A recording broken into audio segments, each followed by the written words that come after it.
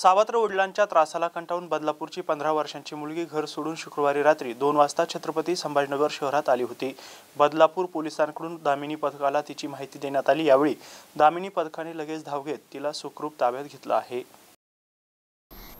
दामिनी पथकातील अंमलदार निर्मला निंभोरे, रुपाली शिंदे यांनी धाव घेत तरुणीची विचारपूस केली। त्यावेळी बदलापूर अत्याचार प्रकरणात वादग्रस्त ठरलेल्या त्या शाळेची ती विद्यार्थिनी असल्याची माहिती समोर आली। त्या शाळेतून ती नुकतीच 10वी उत्तीर्ण झाली आहे। 15 वर्षीय मुलाच्या आईने दुसरे लग्न केले आणि सावत्र वडील तिला त्रास देत होते, म्हणून कंटाळून ती गुरुवारी रात्री मोबाईल बंद करून घर सोडून निघून आली। दामिनी पथकाच्या निंभोरे यांनी तिला स्वतःची ओळख दिली। विश्वासात घेतल्यानंतर तिने सर्व प्रकार कथन केला। महिला पोलिसांनी कुटुंबाला संपर्क केल्यानंतर तिची आई रात्री तिला घेण्यासाठी छत्रपती संभाजीनगरकडे निघाली आहे। तिचे जेवण राहण्याची व्यवस्था पोलीस करत असल्याचे पाहून मुलीला अश्रू अनावर झाले।